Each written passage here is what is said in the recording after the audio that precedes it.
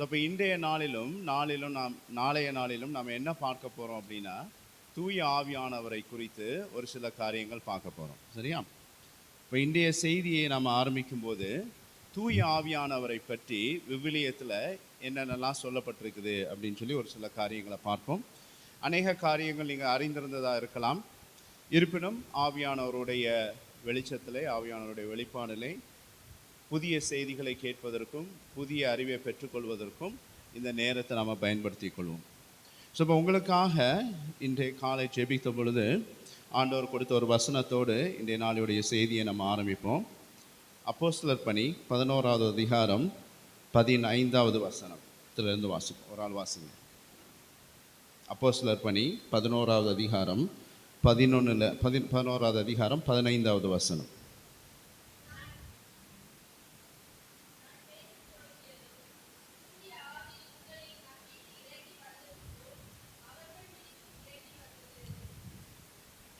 வாசிங்க.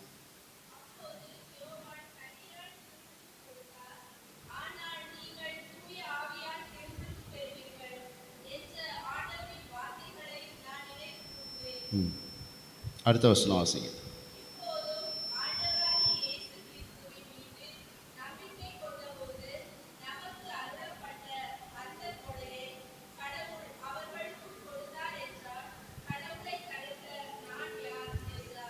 Praise the lord. Hallelujah. பாருங்க, இந்த வசனம் பேதுரு கொர்நேலியோ வீட்டுக்கு போன பொழுது என்ன நடந்தது அப்படிங்கிறத குறித்த வசனம். அப்போ பேதுரு சொல்கிறார், அவர் பேசிக்கொண்டு இருந்த பொழுதே, பேதுரு பேசிக்கொண்டு இருக்கும் பொழுதே அங்கே இருந்த ஜனங்கள் மீது தூய ஆவி இறங்கி வருவதை கண்டார். Price the lord. அப்போ ஆண்டவர் இன்று நம்ம ஒவ்வொருவருக்கும் கொடுக்குற ஒரு வசனம், ஒரு வாக்குத்தத்தம் என்னவென்றால், ஆண்டுடைய வார்த்தைகளை நாம் இன்று கேட்டுக்கொண்டு இருக்கும் பொழுதே அன்று கொர்நேலியு வீட்டில் என்ன நடந்ததோ அதே போல் நம்ம ஒவ்வொருவர் மேலும் யார் வரப்போகிறார்? பரிசுத்த ஆவியானவர் வரப்போகிறார். Praise the lord. Hallelujah, hallelujah. கரங்களை தட்டி ஆண்டவருக்கு நன்றி சொல்லுவோமா? Praise the lord. பாருங்க, ஆண்டவர் நன்மையானவர், நல்லவர், நன்மைத்தனமிக்கவர். இப்போ ஆண்டவர் நம்ம ஒவ்வொருவருக்கும் கொடுக்கக்கூடிய இந்த வாக்குத்தத்தம், அவருடைய வார்த்தைகளை நாம் கேட்கும் பொழுது, அவருடைய வசனங்களை நாம் தியானிக்கும் பொழுது, நம் ஒவ்வொருவர் மீதும் தன்னுடைய தூய ஆவியை அவர் கொடுக்க வல்லவராக இருக்கிறார். இந்த பரிசுத்த ஆவியானவர் மூவொரு கடவுளில் ஒருவராக இருக்கிறார். இந்த பரிசுத்த ஆவியானவர் ஆள், நபர், ஜாதி பார்ப்பதில்லை. அப்போ பேதுரு சொல்லுகிறார், அப்போஸ்தலர்கள் மீது பெந்தகோஸ்தே நாளன்று எப்படி தூய ஆவியானவர் இறங்கி வந்தாரோ அதே போல் புறவினத்தானான கொர்நேலியுவின் வீட்டில் அவர் பேசி கொண்டிருக்கும் பொழுது அதே வல்லமையோடு, அதே மகத்துவத்தோடு, அதே மாட்சிமையோடு, அதே மகிமையோடு தூய ஆவியானவர் அங்கிருந்த ஒவ்வொருவர் மீதும் இறங்கி வருவதை பார்க்கிறார். ஹல்லேலூயா, ஹல்லேலூயா. நாம் யாவரும் யூத குல ஜனங்கள் அல்ல, நாம் எல்லோருமே புறவினத்தார் தான். அப்போ பேதுருடைய இந்த ஒரு பேச்சு, அவர் போன இடத்தில் நடந்த நிகழ்வு புறவினத்தாராகிய நம்ம ஒவ்வொருவருக்கும் நம்பிக்கையை கொடுக்குது, கடவுள் மீது நம்பிக்கை கொடுக்குது, அவருடைய வல்லமையை நமக்கு காட்டுகிறது. நாம் அவருடைய வசனங்களை கேட்டுக்கொண்டு இருக்கும்போது, அவரை தியானிக்கும் பொழுது, அவரை பற்றி பேசும் பொழுது, எப்படி கொர்நேலியுவின் மீதும் அவருடைய குடும்பத்தார் மீதும் தூய ஆவியானவர் இறங்கி வந்தாரோ அதே போல் நம்ம ஒவ்வொருவர் மீதும் தூய ஆவியானவர் வரப்போகிறார். ஹல்லேலூயா, ஹல்லேலூயா, ஹல்லேலூயா. எனவே அந்த தூய ஆவியானவரை வரவேற்பதற்கு, அவர் நம்மை ஆளுகை செய்வதற்கு, நம்மை ஒப்பு கொடுப்பது மட்டும்தான் நம்ம செய்ய வேண்டிய காரியம். அவனுடைய வசனங்களை கேட்பதில் நாம் முனைப்பாக இருக்கும் பொழுது அந்த தூய ஆவியானவர் நம்ம ஒவ்வொருவர் மீதும் வரப்போகிறார். Praise the lord. ஹல்லேலூயா. இப்போ இந்த தூய ஆவியானவரை பற்றி நம்ம பார்க்கும் பொழுது, தூய ஆவியானவரை முதல்ல எங்கே பார்க்குறோம்? நம்ம விவிலியத்தில் தொடக்க நூலில் பார்க்குறோம். அப்போ தொடக்க நூலுக்கு போவோமா? தொடக்க நூல் 1வது அதிகாரம். ஆண்டவர் இந்த உலகை படைப்பதற்காக அவர் சிருஷ்டிகளை உருவாக்கும் பொழுது நம்ம பார்க்குறோம், இந்த உலகம் வெறுமையும் இருள் சூழ்ந்ததுமாய் இருந்ததுன்னு பார்க்கிறோம். இந்த வெறுமையும் இருள் சூழ்ந்ததுமாயிருந்த அந்த உலகத்தில் ஆண்டவர் படைக்கும் பொழுது நீரின் மீது தூய ஆவியானவர் அசைவாடி கொண்டு இருப்பதை பார்க்கிறோம். தொடக்க நூல் 1வது அதிகாரம் 1-2 வசனங்கள் வாசிங்க.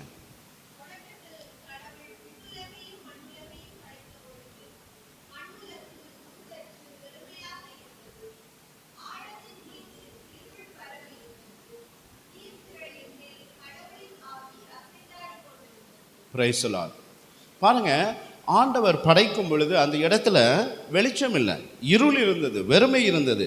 நாம் ஆண்டோடைய பிரசனத்தில் வரும் பொழுது நாம் அனைவரும் பரிசுத்தவான்கள் கிடையாது, நாம் யாருமே நீதிமான்கள் கிடையாது. நம்ம எல்லோரிடம் குறைகள் இருக்குது, நம்ம எல்லோரிடம் பாவம் இருக்கிறது, நம்ம எல்லோரிடமும் ஆண்டவர் விரும்பாத காரியங்கள் பல உண்டு, கீழ்ப்படியாமை உண்டு. ஆனால் நாம் வெறுமையாக இருந்தாலும், நாம் இருளாக இருந்தாலும் ஆண்டவர் என்ன பண்ணுகிறார்? நம்ம எல்லோரையும் புதிய படைப்பாய் மாற்றுகிறார். ஹல்லேலூயா. நம்ம ஒவ்வொருவர் மீதும் அவருடைய ஆவியானவரை அசைவாட செய்யும் பொழுது நம்ம ஒவ்வொருவரையும் அவர் என்ன பண்ணுகிறார்? புதிய படைப்பாய் மாற்றுகிறார். அப்போ எப்படி இந்த உலகத்தை சிருஷ்டிப்பதற்கு பரிசுத்த ஆவியானவர் அந்த நீரின் மீது அசைவாடி கொண்டிருந்தாரோ, அதே போல் நம்ம ஒவ்வொருவரையும் புது மனிதனாய் புது மனுஷியாய் மாற்றுவதற்கு தூய ஆவியானவர் தயாராயிருக்கிறார். Price the Lord. அந்த தூய ஆவியானவர் நம்ம மத்தியிலே உலாவி கொண்டு இருக்கிறார். அவருடைய பிரசனம், ஆண்டுடைய பிரசனம் என்பது நம்ம மத்தியில் இருக்குது, நம் மத்தியின் மீது உலாவி கொண்டு இருக்குது. இஸ்ராயல் ஜனங்கள் அவர்கள் நடந்த போது பாலைவனத்தில் நடந்து கொண்டு இருக்கும் பொழுது மேக தூண் என்று பார்க்கிறோம், மேக ஸ்தம்பம் அவர்களை மூடிக்கொண்டது. உங்களுக்கு தெரியும், பாலைவனத்தில் வெயில் எப்படி இருக்கும், வெப்பம் எப்படி இருக்கும், தண்ணீர் தாகம் எப்படி இருக்கும்னு சொல்லி உங்களுக்கு தெரியும். ஆனால் இவை எல்லாவற்றையும் தாண்டி அவர்கள் அற்புதமாய் நடந்து போவதற்கு ஆண்டவர் என்ன பண்ணார்? மேகஸ்தம்பமாய் வந்து அவர்களை மேகமாய் அடைத்து கொண்டார். ஹல்லேலூயா. அதே போல் நம் ஒவ்வொருவருக்கும் கஷ்டங்கள் இருந்தாலும், தொல்லைகள் இருந்தாலும், குழப்பங்கள் இருந்தாலும், பிரச்சனைகள் இருந்தாலும், கவலைகள் இருந்தாலும், தூக்கம் இருந்தாலும் கூட ஆண்டவர் என்ன பண்ண போகிறார்? தன்னுடைய ஆவியின் ஸ்தம்பத்தால், அவருடைய மேக ஸ்தம்பத்தால், அவருடைய வல்லமையால் நம் ஒவ்வொருவரையும் அவர் மூடிக்கொள்ள போகிறார். ஹல்லேலூயா, ஹல்லேலூயா, ஹல்லேலூயா. அப்போ இந்த தூய ஆவியானவருக்கு நம்ம விவிலியத்தில் பல அடையாளங்களை பார்க்கிறோம். என்னென்ன அடையாளங்கள் விவிலியத்தில் கொடுக்கப்பட்டிருக்கிறது தூய ஆவியானவருக்கு? தூய ஆவியானவருக்கு விவிலியத்தில் என்னென்ன அடையாளங்கள் கொடுக்கப்பட்டிருக்குது? உருவங்கள், புறா, வேற நெருப்பு, தண்ணீர், ஓகே, வேற பிளவுபட்ட நாவு, இல்லையா? எண்ணெய் கேள்விப்பட்டிருக்கீங்களா? எண்ணெயினால் அபிஷேகம். அப்போ தூய ஆவியானவருக்கு விவிலியத்தில் நம்ம பார்க்குற அடையாளங்கள் சொன்ன மாதிரி புறா, நெருப்பு, அக்கினி, பிளவுபட்ட நாவின் வடிவத்தில் நம்ம பார்க்கிறோம். பழைய ஏற்பாடு காலத்தில் ஒருவரை ஆவியால் அபிஷேகிப்பதற்கு எண்ணெயால் பூசினார்கள். Price the lord. பாருங்க, 1 சாமுவேல் 9வது அதிகாரம் 10வது அதிகாரம் 1வது வசனம் பாருங்க.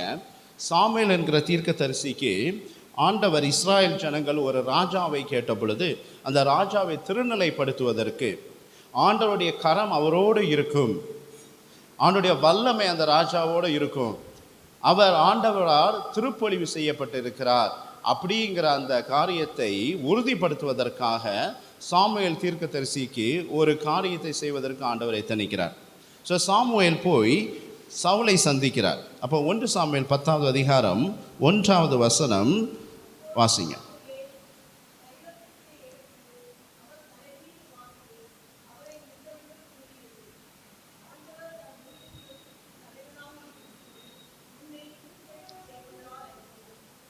Price the Lord.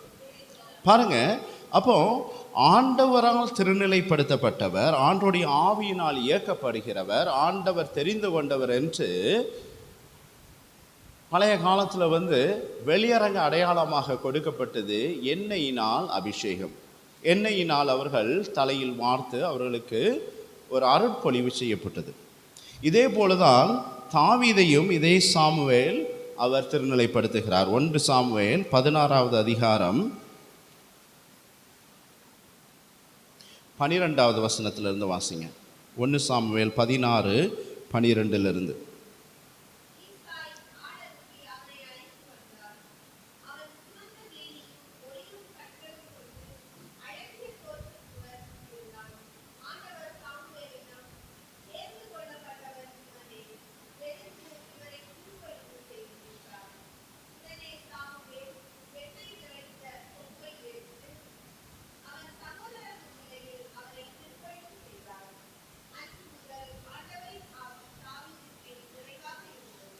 Price the lord. ஹல்லேலூயா.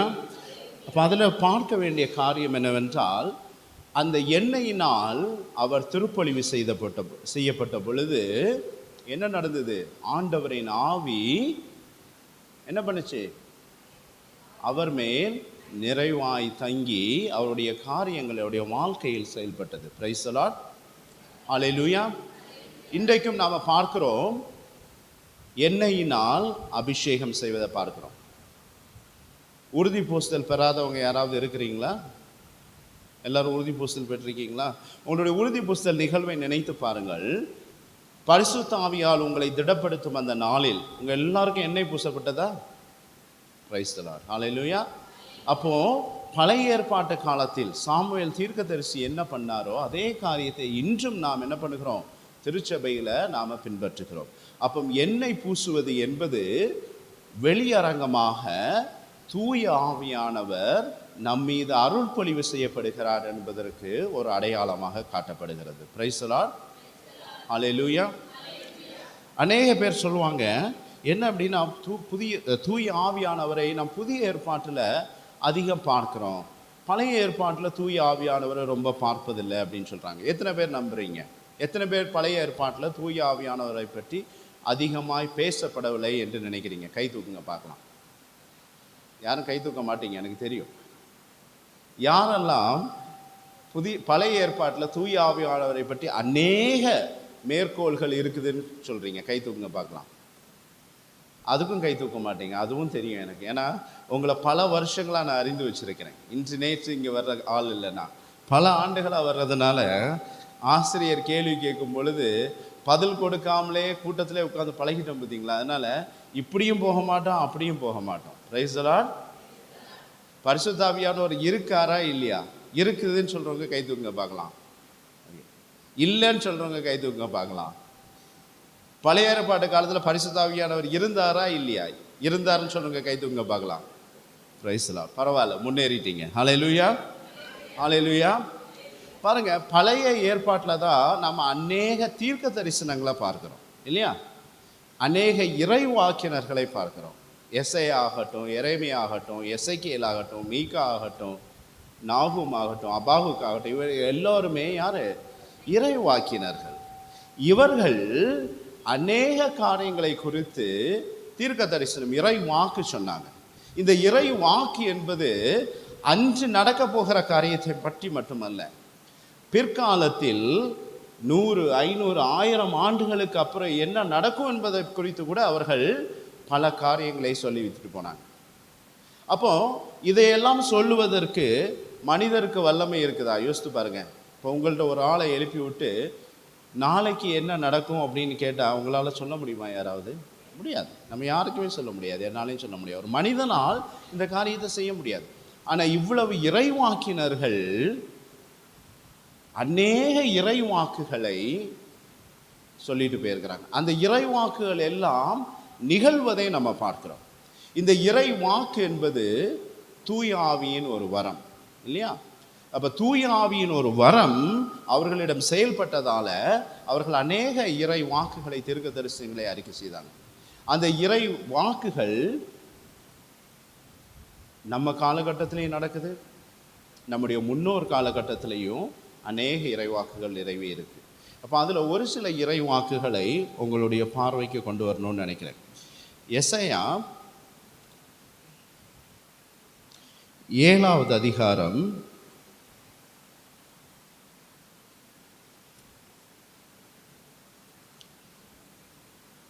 14வது வசனம் வாசிங்க. எசாயா 7வது அதிகாரம் 14வது வசனம்.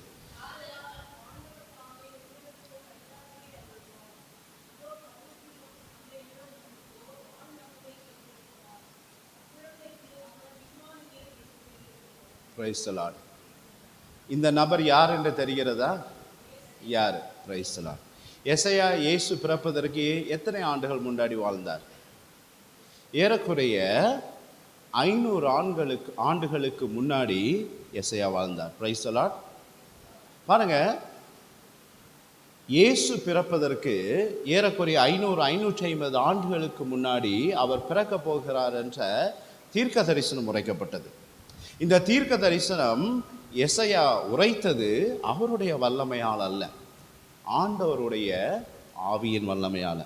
அதே எசையா 9வது அதிகாரம் பாருங்க, 2வது வசனத்திலிருந்து வாசிங்க.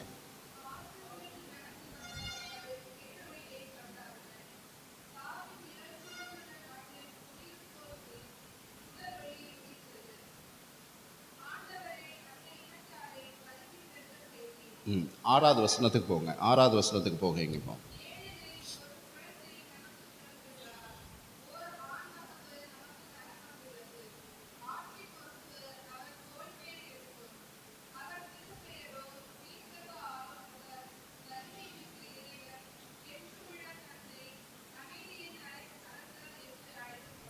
Praise the lord. ஹல்லேலூயா. அப்ப இந்த நபர் யாரு? இவரும் இயேசு கிறிஸ்து தான். அப்போ அந்த இயேசு கிறிஸ்துவுக்கு ஒரு அடையாளமாக சொல்லக்கூடிய ஒரு வார்த்தை அதில் பார்த்தீங்கன்னா வியத்தகு ஆலோசகர். நம்ம பரிசுத்த ஆவியானவரை பற்றி புதிய ஏற்பாட்டில் பார்க்கும் பொழுது இயேசு கிறிஸ்து பரிசுத்த ஆவியானவரை பற்றி பேசும்போது அவர் குறிக்கிற ஒரு அடையாளம் என்னவென்றால், உங்களுக்கு ஒரு வியத்தகு ஆலோசகரை அனுப்புவேன். ஹல்லேலூயா. பாருங்க, அப்போ கன்னி கருத்தாங்கி ஒரு மகனை பெற்றெடுப்பாள், அவள் பேர் இம்மானுவேல் என்று அழைப்பார்கள். அவர் தனது ஜனங்களை கார் இருளில் இருந்து வெளிச்சத்திற்கு அழைத்து செல்வார். அவர் வியத்தகு ஆலோசனர், மாபெரும் தந்தை, அமைதியின் அரசர் என்று அழைக்கப்படுவார் என்று சொல்லப்படுது. Price the Lord. இந்த தீர்க்க தரிசனத்தை பார்ப்பதற்கு எசையா உயிரோடு இல்லை. ஆனால் அதை பார்த்த சிமியோனும் அண்ணாவும் என்ன சொன்னாங்க? எத்தனையோ பேர் பார்ப்பதற்காக காத்திருந்த அந்த வியத்தகு ஆலோசனையை பார்ப்பதற்கு எங்களுடைய கண்கள் பாக்கியம் பெற்றது அப்படின்னாங்க. ஹல்லேலூயா, ஹல்லேலூயா. மீகா 5வது அதிகாரம் பாருங்க. மீகா 5வது அதிகாரம் 2வது வசனம் பாருங்க.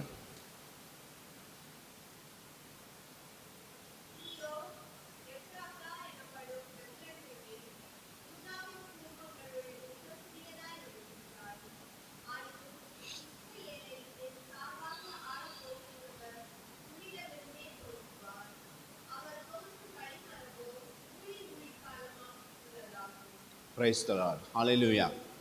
ஸோ இப்போ இங்கே எந்த இடத்தை பற்றி சொல்லப்பட்டு இருக்குது? பெத்லஹேம். எந்த இடம்? பெத்லஹேமில் என்ன நடந்தது? இயேசு அங்கே தான் பிறந்தார் இல்லையா? ஹல்லேலூயா. பாருங்க, இந்த மீகாவும் ஏறக்குறைய இயேசு பிறப்பதற்கு 400 ஆண்டுகளுக்கு முன்னாடி இந்த காரியத்தை பற்றி அவர் பேசுகிறார். நீ சிறியதாக இருந்தாலும் உன்னிலிருந்து மாபெரும் அரசர் தோன்றுவார் அப்படின்னு சொன்னாங்க. 3 ஞானிகள் சாஸ்திரிகள் ஏரோதை சந்திக்க போனாங்க, ஞாபகம் இருக்கா? அப்போ அவங்க ஏரோதிடம் அந்த நட்சத்திரம் காணாமல் போயிடுச்சு அப்படின்னு சொல்லி ஏரோதுடைய அரண்மனைக்கு போன பொழுது அவர்கள் என்ன சொன்னாங்க? ஒரு அரும் அடையாளம் எங்களுக்கு தோன்றியது, அதை பின்பற்றி நாங்கள் வர்றோம். ஏற்கனவே குறிக்கப்பட்ட ஒரு தீர்க்க தரிசனம் நடந்திருக்கிறது என்று சொல்லி நாங்கள் அந்த வியத்தகு ஆலோசகரை, மாபெரும் ராஜாவை பார்ப்பதற்காக கிளம்பி வந்திருக்கிறோம் அப்படின்னாங்க. உடனே ஏரோது தன் சபையில் இருந்த அறிஞர்களை கூப்பிட்டு இந்த தீர்க்க தரிசனம் எங்கே இருக்குது அப்படின்னு சொன்னப்போ இந்த மீகா 5:2 தான் வாசித்தாங்க. ஹல்லேலூயா, ஹல்லேலூயா. இந்த மீகா 5:2 வாசித்து இயேசு எங்கே பிறந்திருக்கிறார் என்று அன்று ஏரோது அறிந்து கொண்டான். ஹல்லேலூயா, ஹல்லேலூயா, ஹல்லேலூயா. பாருங்க, 400 ஆண்டுகளுக்கு முன்னால் சொல்லப்பட்ட ஒரு தீர்க்க தரிசனத்தின் வாயிலாக தான் ஏரோதுக்கே இயேசு தன்னுடைய நாட்டிலே எந்த ஒரு கிராமத்திலே எந்த ஒரு இடத்திலே பிறந்திருக்கிறார் என்ற அறிவே அவனுக்கு கொடுக்கப்பட்டது. ஹல்லேலூயா. அப்போ இப்படி பழைய ஏற்பாட்டில் நம்ம அநேக காரியங்கள் பரிசுத்த ஆவியானவரை குறித்து பார்க்கலாம்.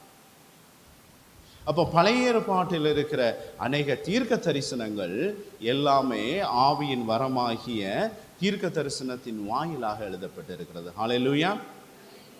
இப்போ அதே ஆவியானவர் சொன்ன காரியங்கள் எல்லாம் நடந்திருக்குது அப்படின்னா, கடவுள் நமக்கு கொடுக்கிற வாக்குத்தத்தம் நடக்குமா நடக்காதா? நடக்கும். Price the Lord. கரங்களை தட்டி ஆண்டவருக்கு நன்றி செலுத்துவோமா? ஹல்லேலூயா. அப்போ பாருங்க, நீங்கள் என்னுடைய வார்த்தைகளை கேட்கும் பொழுது, என்னுடைய வசனங்களை தியானிக்கும் பொழுது தூய ஆவியானவர் உங்கள் மீது இறங்கி வருவார் என்று இயேசு சொல்லுகிறார் என்றால் அது நடக்குமா நடக்காதா? நடக்கும். ஹல்லேலூயா. Praise the lord. அப்போ இந்த தூய ஆவியானவர் முதலாக விரிவாக நம்ம எங்கே பார்க்குறோன்னா, அப்போஸ்தலர் பணி 2வது அதிகாரத்தில் நம்ம பார்க்குறோம். இந்த அப்போஸ்தலர் பணி 2வது அதிகாரத்தில் பெந்தகோஸ்தே நாள் அன்று, பெந்தகோஸ்தேனா என்னன்னு தெரியுமா? 50 நாட்கள். பெந்தகோஸ்தே என்றால் 50 நாட்கள். இயேசு உயிர்த்ததிலிருந்து 50 நாட்களில் தூய ஆவியானவர் அப்போஸ்தலர் மீது இறங்கி வருகிறார். அப்போ இறங்கி வந்த பொழுது அவர்கள் ஒவ்வொருவரும் தத்தம் தாய்மொழியில் கேட்கும்படி அவர்கள் பேசியது எல்லாம் அவர்களுக்கு கேட்டது. அங்கிருந்து கூடிய இந்த ஜனங்கள் எல்லோருக்கும் பேதுரு என்ன மொழியில் பேசினார் என்று யாருக்கும் தெரியாது. ஆனால் அங்கே கூடியிருந்த அனைவரும் என்ன பண்ணாங்க?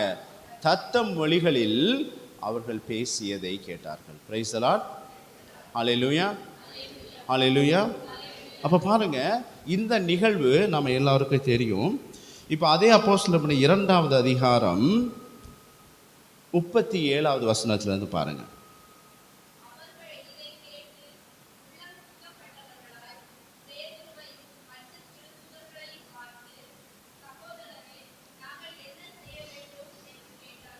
Price the lord. பாருங்க, நல்லா கவனிங்க அந்த வசனத்தை. பேதுரு பேசிய பொழுது அவர்களுக்கு என்ன நடந்தது? அவருடைய இருதயம் எல்லாம் குத்தப்பட்டது. பேதுரு கையில் ஊசி வச்சிருந்தாரா? இல்லை. ஊசி வச்சிருந்தாலும் எத்தனை பேருடைய இருதயத்தை அவர் குத்தி இருக்க முடியும்? முடியாது இல்லையா?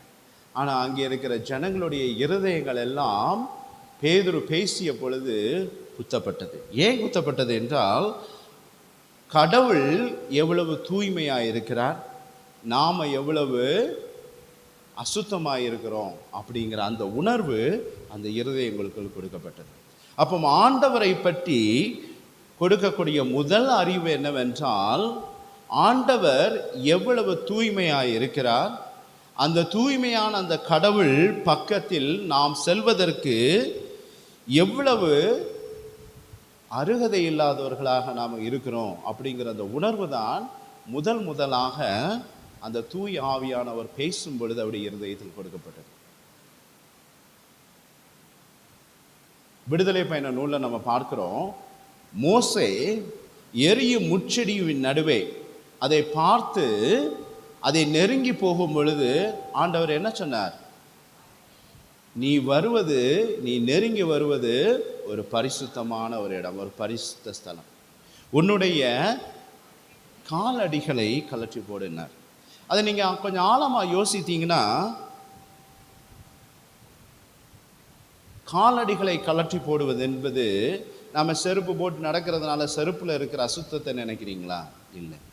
ஆண்டவர் என்ன சொல்கிறாருன்னா, பரிசுத்தமான ஒரு இடத்திற்குள் நீ வரும் பொழுது ஒன்றில் இருக்கிற பல அசுத்தங்களை நீ களைந்து போட வேண்டியது இருக்கும். அந்த அசுத்தத்திற்கு ஒரு அடையாளமாகத்தான் அன்று காலடி காட்டப்பட்டது. அப்போ பாருங்க, தூய ஆவியானவர் பேசிய பொழுது, பெந்தகோஸ்தே நாளன்று பரிசுத்த ஆவியானவர் பேதுரு வழியாக பேசிய பொழுது அங்கே நடந்த முதல் காரியம் என்னவென்றால், அங்கே இருக்கிறவர்கள் இருதயத்தில் அவர்கள் குத்தப்பட்டார்கள். தேவன் பரிசுத்தமானவர், அவரை ஆராதிப்பதற்கு நாம் அருகதை இல்லாதவர்கள், நம்மிடம் அநேக அசுத்தங்கள் உண்டு, அநீதிகள் உண்டு, பாவங்கள் உண்டு. இவை எல்லாவற்றையும் தாண்டி நம்மை அரவணைப்பதற்கு ஆண்டவர் காத்திருக்கிறார். ஆனால் நாம் எப்பொழுது நம்முடைய பலகீனங்களை, எப்போ நம்முடைய இயலாமைகளை நம்ம உணர்ந்து கொள்கிறோமோ அப்போ தான் ஆண்டவர் மேலே செயலாற்ற முடியும். அப்போ அந்த வசனம் இங்கே தொடர்ந்து பார்த்தீங்கன்னா அடுத்த வசனம் பாருங்கள், 38வது வசனம். அப்போ அந்த வசனத்தில் அந்த ஜனங்கள் கேட்டாங்க, அவங்க கேட்ட கேள்வி பாருங்க, அதற்கு நாங்கள் என்ன செய்ய வேண்டும் சகோதரர்களே என்று கேட்டார்கள். அப்போ இருதயத்தில் குத்தப்பட்ட பொழுது அந்த ஆண்டவரை நெருங்கி வருவதற்கு அவர்கள் கேட்ட காரியம், நாங்கள் என்ன செய்யணும்?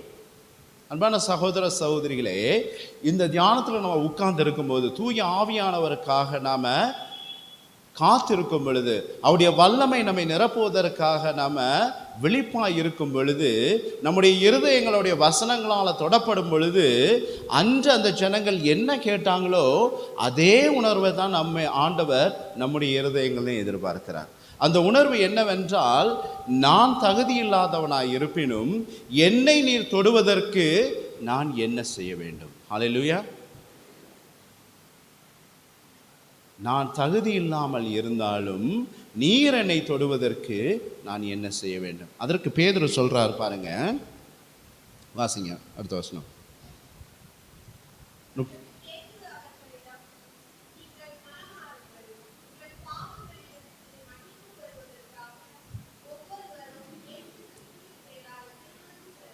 Price the lord. ஹல்லேலூயா.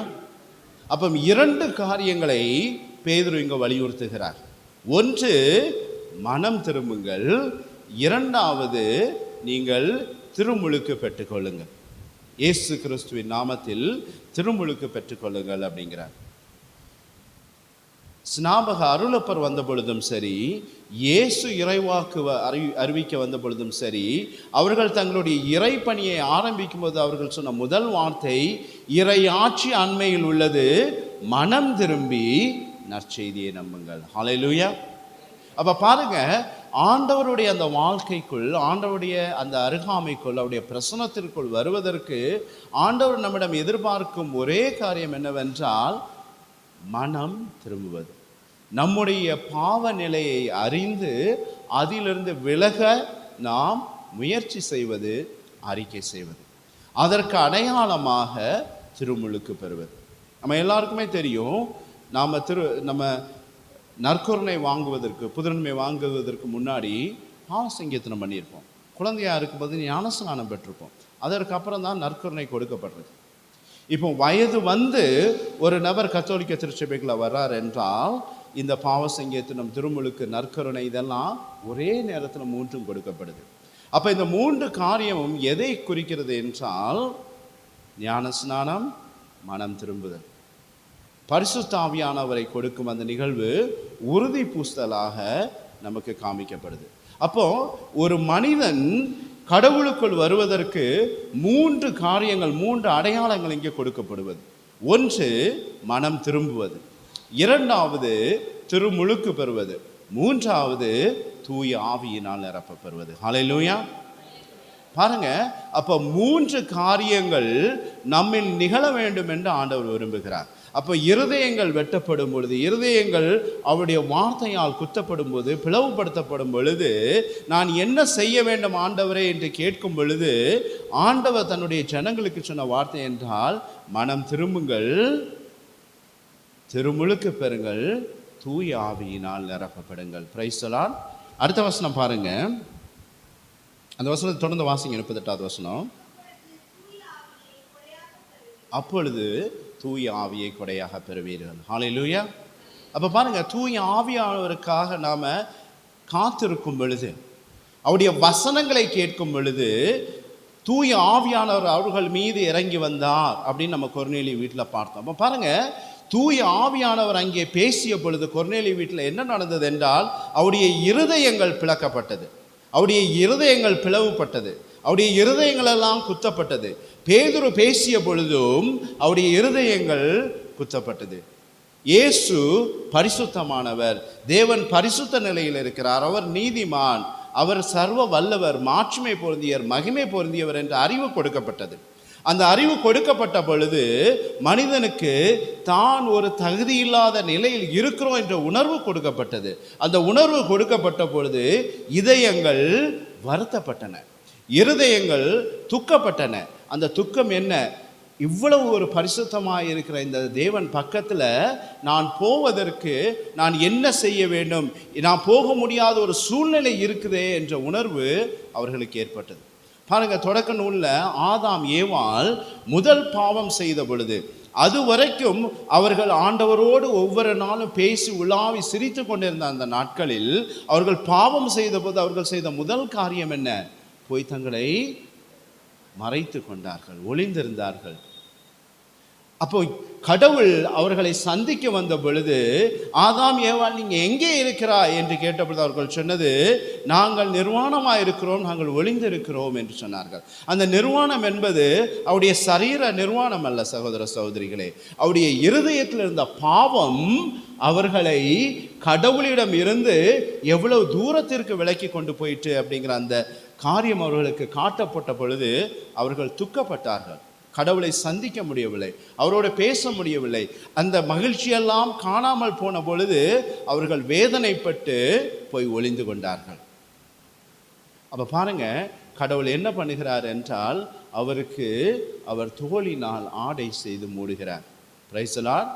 அவர்கள் இலை தலைகளால் தங்களுடைய நிர்வாணத்தை, உடல் நிர்வாணத்தை மூடிக்கொண்டார்கள். ஆனால் ஆண்டவர் என்ன பண்ணுகிறார் என்றால் தோலினால் அவருடைய நிர்வாணத்தை, ஒரு உடையை செய்து அவர்களுக்கு கொடுக்கிறார். Price the lord.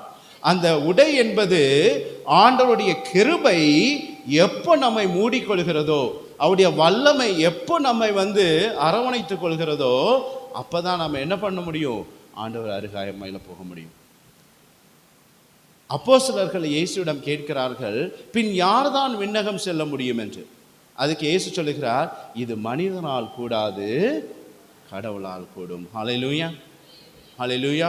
அப்போ பாருங்க, நாம யாருமே பிறக்கும் போதும் சரி இறக்கும் போதும் சரி பரிசுத்த நீதிமானாய் இருப்பதில்லை. நாம பாவத்தில் தான் ஜெனிக்கிறோம், பாவத்தில் தான் மரிக்கிறோம். ஆனால் நாம் விண்ணுலகத்திற்கு போவதும் போகாததும் நம்முடைய காரியங்களால் அல்ல, அவருடைய கிருபை, அவருடைய வல்லமை, அவருடைய தோல் என்னும் ஆடை, அவருடைய சால்வை நம்மை மூடிக்கொள்ளும் பொழுது நாம் ரட்சிக்கப்படுகிறோம். ஹல்லேலூயா, ஹல்லேலூயா. பாருங்க, அப்போ அன்று கொர்நேலி வீட்டில் நடந்த போதும் சரி, பேதுரு பேசிய போது நடந்த நிகழ்வும் சரி, ஆதாம் ஏவாள் தங்களை ஒளிந்து கொண்ட போது நடந்த நிகழ்வும் சரி, இது எதை காட்டுவதென்றால் ஆண்டவருக்கு உகாத காரியங்கள் நம்மிடம் இருக்கும் பொழுது ஆண்டவரை சந்திக்க முடியாமல், அவரோடு பேச முடியாமல், அவரோடு உறவாட முடியாமல் ஆன்மாக்கள் தூக்கப்படுகிறது. ஹல்லேலூயா. ஆன்மாக்கள் வேதனைப்படுகிறது. அதுதான் அந்த இருதயங்கள் குத்தப்பட்டது என்பது ஊசியால் குத்தப்பட்டதோ வாளினால் குத்தப்பட்ட நிகழ்வோ அல்ல சகோதர சகோதரிகளே. மாறாக தங்களுடைய இயலாமை, தங்களுடைய பலகீனம், தங்களுடைய பாவம், நம்முடைய ஒவ்வொரு தகுதியில்லாத நிலையும் இந்த பரிசுத்தமான கடவுள் அருகாமையில் போக முடியலங்கும் பொழுது நம்முடைய இருதயங்களுக்கு துக்கம் வருகிறது. ஹல்லேலூயா. அந்த துக்கம் வரும் பொழுது நம்முடைய இருதயங்கள் சங்கடப்படுது, நம்முடைய இருதயங்கள் வேதனைப்படுது. எனவே அவர்கள் கேட்டார்கள், நாங்கள் என்ன செய்ய வேண்டும்? அந்த என்ன செய்ய வேண்டும் என்பது அந்த இருதயத்தின், அந்த ஆன்மாவின் இன்னொரு ஏக்கம் என்னவென்றால், நான் இப்படி இருந்தாலும், இந்த ஒரு தகுதியில்லாத ஒரு சூழ்நிலையில் இருந்தாலும், யாராவது பக்கத்தில் தூங்குனாங்கன்னா அவங்கள தட்டி எழுப்புங்க. இப்படி ஒரு தகுதியில்லாத ஒரு சூழ்நிலையில் இருந்தாலும், இப்படி ஒரு நேர்மையற்ற ஒரு நிலையில் நாம இருந்தாலும், இந்த துக்கமும் சங்கடமும் அந்த ஆன்மாவிற்குள் ஒரு ஆவலையும் ஒரு ஆசையும் உருவாக்குது. அந்த ஆசை என்னவென்றால், எப்படியாவது அந்த தேவன் இருக்கக்கூடிய இடத்திற்கு நான் போகணும். ஹல்லேலூயா. இங்க இருக்கிற எத்தனை பேர் கடவுள் இருக்கக்கூடிய அந்த இடத்திற்கு போகணும்னு ஆசைப்படுறீங்க? உங்களை இப்பவே அனுப்பி வைக்க மாட்டேன், கவலைப்படாதீங்க, சரியா? உயிரோடு தான் இருப்பீங்க. எத்தனை பேர் அந்த தேவன் இருக்கக்கூடிய இடத்திற்கு போகணும்னு ஆசைப்படுறீங்க? பிரைஸ் தி லார்ட், ஹல்லேலூயா. உங்களுக்கே கரங்களை தட்டி நீங்க உற்சாகப்படுத்திக் கொள்ளுங்க. அப்ப பாருங்க, நம்முடைய இருதயங்கள் எல்லாமே நம்முடைய மூதாதையன் இருதயங்களிலிருந்து வேறுபட்ட இருதயம் அல்ல. அன்று மோசேக்கு என்ன இருதயம் இருந்ததோ அதே இருதயம் தான் நமக்கும் இருக்குது. எலியா தீர்க்கதரிசிக்கு என்ன இதயம் இருந்ததோ அதே இருதயம் தான் நமக்கும் இருந்தது. ஆனா இருதயங்கள் எப்பொழுது திறக்கப்படுகிறதோ, இருதயங்கள் எப்பொழுது ஆண்டுடைய வார்த்தையினால் குத்தப்படுகிறதோ, எப்பொழுது தன் நிலை தெரிகிறதோ, அப்போ அந்த ஆன்மா என்ன எதற்காக இயங்குகிறது என்றால், எனக்கு இவ்வளவு பலகீனங்கள் இருந்தாலும் அந்த தேவன் இருக்கக்கூடிய அந்த பரிசுத்த ஸ்தலத்திற்கு நான் போவதற்கு நான் ஆசையா இருக்கிறேன், அதை நான் விரும்புகிறேன் அப்படின்னு சொல்லி ஆன்மாக்கள் ஆசைப்படுது. அப்போ அதனால தான் அவங்க கேட்குறாங்க, நாங்கள் என்ன செய்ய வேண்டும், அந்த இடத்திற்கு போவதற்கு நாங்கள் என்ன செய்ய வேண்டும்? அப்போ 3 காரியங்கள் இங்கே நடக்கிறத பார்க்குறோம். 1, மனம் திரும்புவது. இதுதான் கடவுள் எதிர்பார்க்கக்கூடிய முதலாவது காரியம், மனம் திரும்புவது. பாருங்க, தீஸ்மாஸ் என்ற ஒரு கல்வன் இயேசுவின் பக்கம் அடிக்கப்பட்டிருந்தான். அவனை விட நம்ம கொஞ்சம் நல்ல ஆளுங்க தான். ஆமாவா இல்லையா? ஆமான்னு சொல்கிறவங்க கை தூக்குங்க பார்க்கலாம். ஒரே ஒரு ஆள் தான் தூக்குறீங்க. ஏன் மற்றவங்க எல்லாம் கெட்டது பண்ணுறீங்களா? எத்தனை பேர் தீஸ்மாஸோட தீமையான ஒரு நபராக நான் இருக்கிறேன்னு சொல்கிறீங்க பார்க்கலாம், கை தூங்க பார்க்கலாம். எத்தனை பேர் தீஸ்மாஸோட நான் நல்ல நபர்னு சொல்கிறீங்க, கை தூங்க பார்க்கலாம். யோசிக்கிறீங்க. ஆனால் தீஸ்மாஸை விட நீங்கள் ஓரளவுக்கு நல்லவங்க தான் நம்ம. Price the Lord. ஏன்னா தீஸ்மாஸ் அடிக்கப்பட்ட பொழுது தன்னுடைய பாவங்களுக்காக, தவறுகளுக்காக அவன் இயேசுவின் அருகாமையில் அடுக்கப்பட்டிருந்தான். அப்போ பாருங்க, அவன் சொன்ன வார்த்தைகளை உன்னிப்பாக கவனிங்க. அவன் செய்த முதல் காரியம், தன்னோடு அடிக்கப்பட்டிருந்த கல்வனை அவன் கடிந்து கொண்டான். நல்லா கவனிங்க, கடிந்து கொண்டான். என்ன சொன்னான்னா, நீ அப்படி இயேசு கிறிஸ்துவை பற்றி தவறாக பேசாதே அப்படின்னா அவன் செய்த முதல் காரியம். 2வது காரியம் என்ன சொன்னான் அப்படின்னா, நாம் நம்முடைய தவறுகளுக்காக சரியாக தண்டிக்கப்பட்டிருக்கிறோம். நல்லா கவனிங்க, நான் செய்த தவறுக்கு சரியான தண்டனை இந்த சிலுவை சாவு, உனக்கும் அதுதான் சரி, இந்த 2க்கும் ஏற்ற தண்டனை, நம்ம 2 பேருக்கும் ஏற்ற தண்டனை நமக்கு கொடுக்கப்பட்டிருக்குது அப்படின்னா அதுதான் தன் நிலை உணர்வது என்பது. தான் பாவி என்பதை அவன் அறிந்து கொண்டான். Price the Lord. அதை அறிக்கை செய்தான். அதை அறிக்கை செய்ததுக்கு அப்புறம் தான் இயேசுவிடம் சொன்னான், ஆண்டவரே, நீர் வானுலகத்தில் உம் தூதர்களோடு வரும் பொழுது என்னை நீர் நினைவு கூறும் என்றான். Price the Lord. அதுக்காக தீஸ்மாஸ் நல்லவன் கிடையாது. ஆனால் அவன் தான் பாவி என்று எப்போ அறிந்து கொண்டானோ, அதை அறிக்கை செய்தானோ, ஆண்டவர் சொன்னார், இன்றே நீ என்னோடு வான்வீட்டில் இருப்பாய். Price the lord. அப்போ பாருங்க, இது மனிதனால் கூடாது, கடவுளால் கூடும். Price the lord. அப்போ நான் அவர் எதிர்பார்க்கிற முதல் காரியம் என்ன? தீஸ்மாஸுக்கு அங்கே திருமுழுக்கு கொடுக்கப்பட்டதா? இல்லை. பரிசுத்த ஆவியானவர் அங்கே அவன் மீது இறங்கி வந்ததை யாராவது பார்த்தாங்களா? இல்லை. ஆனால் அவனுக்கு என்ன கொடுக்கப்பட்டது? நீ இன்றே என்னோடு. Price the Lord. இப்போ பாருங்க, இதுதான் ஆண்டோடைய கிருபை என்பது. இந்த கிருபை என்ன சொல்லுது என்றால், ஆண்டோடைய அது இருக்கக்கூடிய அந்த இடத்திற்கு கடந்து போவதற்கு, அந்த பிரசனத்திற்குள்ளாடி பரிசுத்திற்குள்ளாடி கடந்து போவதற்கு எல்லோரும் செய்ய வேண்டிய முதல் காரியம் என்ன? மனம் திரும்புவது. அந்த மனம் திரும்புவதற்கு ஒரு அடையாளம் திருமுழுக்கு. அதுக்கு நேரம் இருந்தால் பண்ணிக்கலாம். தீஸ்மாஸ் மாதிரி நேரம் இல்லைன்னா சிலுவைக்கு மேலே தண்ணியை ஊற்ற முடியாது இல்லையா? அங்கே இயேசு தண்ணீர் கேட்டபோது, தாகமாக இருக்கும்போது என்ன பண்ணாங்க? ஏன்னா அந்த இடத்துல தண்ணீர் பருவதற்குண்டான வாய்ப்புகள் இல்லை. அப்போ அங்கே திருமுழுக்கு நடப்பதற்கு அங்கே வாய்ப்புகள் கம்மியாக இருந்தது. பரிசுத்த ஆவியார் இறங்கி வந்தாரா இல்லையான்னு யாரும் கவனிக்கலை. ஆனால் என்ன நடந்தது என்றால், மனம் திரும்புதல் நடந்த பொழுது அங்கே அவனுக்கு ரட்சிப்பு உண்டாயிட்டு. ஹல்லேலூயா. மீட்பு என்கிற ஆடை அவன் மீது போர்த்தப்பட்டது. அப்போ பாருங்க, அப்போ ஆண்டவர் இருக்கக்கூடிய அந்த இடத்திற்கு போவதற்கு செய்ய வேண்டிய முதல் காரியம் மனம் திரும்புதல். 2வது காரியம், நான் இதை செய்திருக்கிறேன் அப்படின்னு சொல்லி எல்லோருக்கும் காட்டுவதற்காக திருமுழுக்கு பண்ணுறோம். அப்பொழுது தூய ஆவியானவருடைய அருட்பொழிவு அவர்கள் மீது இறங்கி வருது. ஹல்லேலூயா, ஹல்லேலூயா. இப்போ உங்கள் எல்லாருக்கும் உறுதி பூசல் கொடுத்துருக்காங்களா? ஓகே, அதில் சந்தேகம் இல்லைல்ல? இல்லைல்ல? சரி.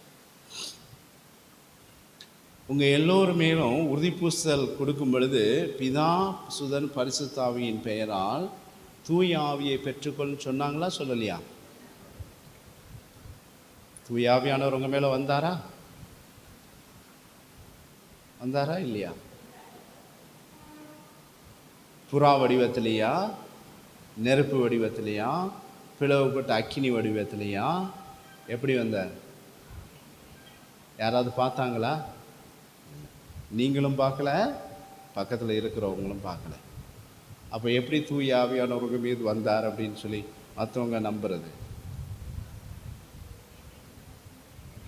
கேள்வி புரியுதா? பாருங்க, தூய ஆவியானவர் ஒருவர் மீது வந்திருக்கிறார் என்றால் மட்டும்தான் இயேசு கிறிஸ்து ஆண்டவர் என்று அறிக்கை செய்ய முடியும். அல்லேலூயா, அல்லேலூயா. அப்ப எவன் ஒருவன் மனம் திரும்பி தன்னுடைய இருதயத்தில் இயேசுவை விசுவசித்து அதை அறிக்கை செய்கிறானோ அவனுக்கு மீட்பு வருது, தூய ஆவியானவர் கொடுக்கப்படுகிறார். அவன் இயேசு ஆண்டவர் என்று அறிக்கை செய்கிறான். அல்லேலூயா. இப்போ இந்த தீஸ்மாசை யோசித்து பாருங்க.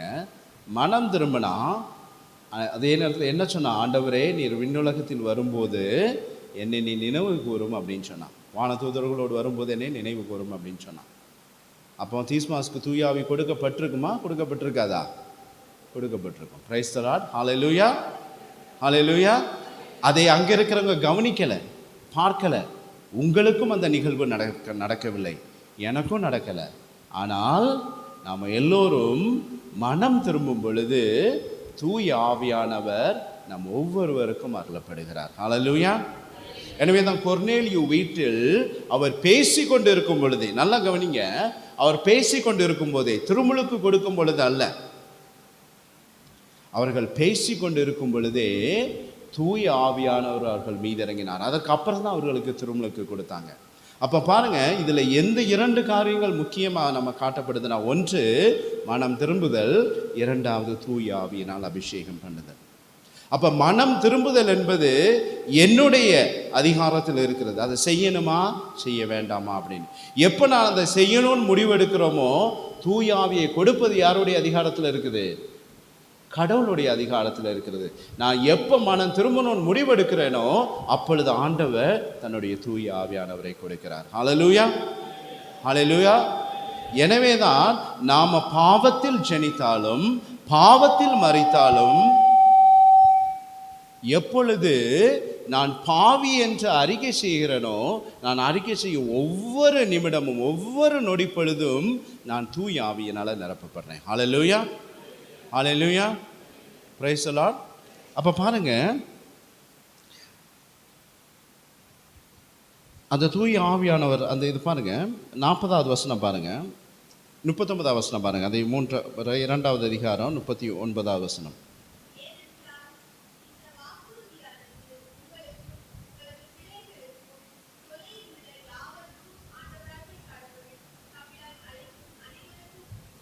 Price the Lord.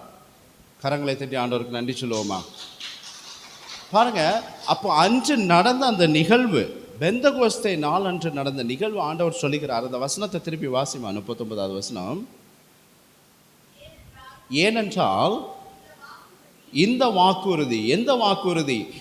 ஆண்டவரே, சகோதரர்களே, இறைவனிடம் வருவதற்கு நான் என்ன செய்ய வேண்டும் என்று கேட்ட பொழுது, மனம் திரும்பி திருமுழுக்கு பெறுங்கள், தூய ஆவியானவர் உங்கள் மீது வருவார், அப்பொழுது நீங்கள் மீட்பு பெறுவீர்கள் என்று அப்போஸ்தலர்கள் உரைத்த பொழுது, அதோடு கூட இன்னொரு வாக்குறுதியும் கொடுக்கப்பட்டது.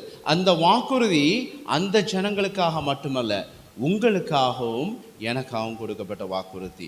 அந்த வாக்குறுதி என்னவென்றால், வாசிமா, உங்களுக்கும் உங்களது பிள்ளைகளுக்கும் தொலைவில் உள்ள யாவருக்கும் ஆண்டவராகிய கடவுள் தம்மிடம் அழைக்கும் அனைவருக்கும் இதை கொடுப்பார். பிரைஸ் தி லார்ட், ஹல்லேலூயா. இன்னொரு முறை ஆண்டவருக்கு கரங்களை தட்டி நன்றி செலுத்துவோமா? பாருங்க, அப்ப இந்த தூய ஆவியானவரின் அருட்பொழிவு என்பது பெந்தகோஸ்தே நாளன்று முடிந்து போன ஒரு விஷயம் கிடையாது.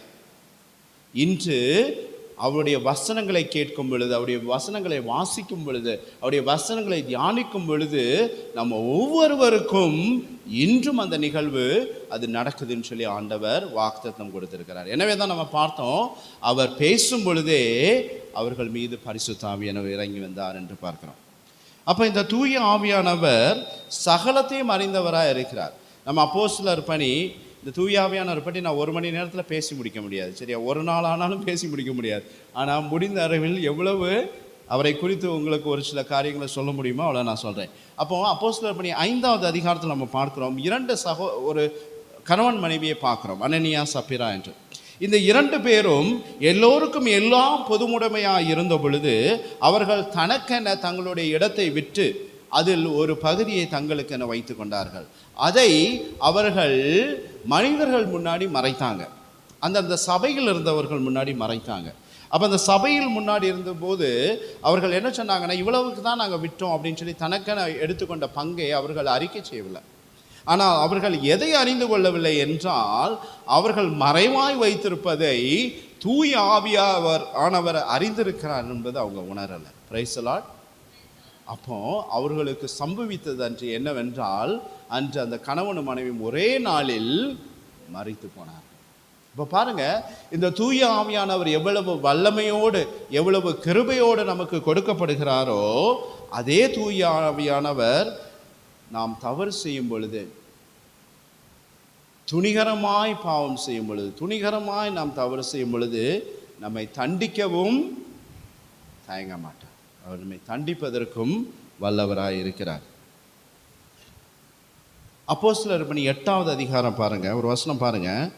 பிலிப்பு என்கிற ஒரு அப்போஸ்தலர், அவருக்கு ஒரு புறவினத்தானுக்கு, ஒரு புறவினத்து மந்திரிக்கு நற்செய்தி சொல்வதற்காக அழைப்பு கொடுக்கப்பட்டது. அப்பொழுதும் 29வது வசனம் பாருங்க, 8வது அதிகாரம் 29வது வசனம்.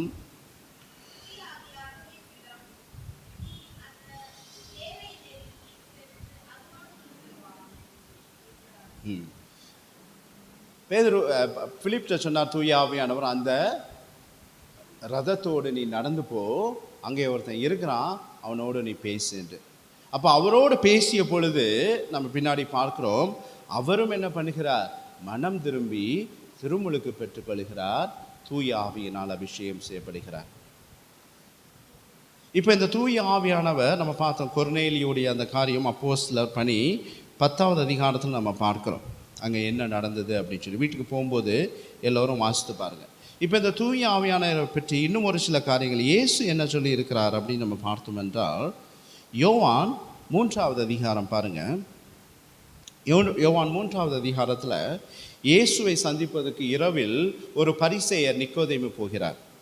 அவருக்கும் இயேசுக்கும் நடந்த அந்த உரையாடலில் அவர் சொல்கிறார், 3வது வசனத்தில் பாருங்க, 3வது அதிகாரம் 3வது வசனத்தில் வாசிங்க. இயேசு பேசுகிறார்,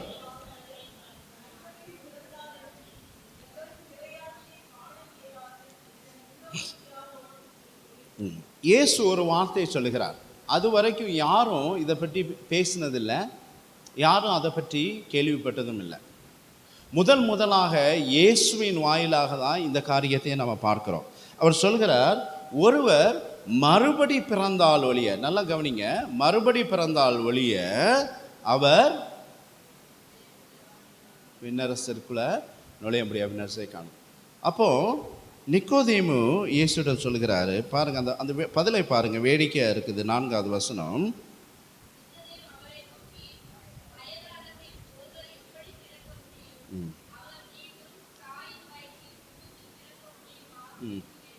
நீங்கள் எல்லாம் உங்கள் அம்மா வயிற்றுக்குள்ளே போக முடியுமா? இப்போ சில பேருக்கு அம்மாக்கள் இப்போ மரணம் கூட அடைந்திருப்பாங்க இல்லையா?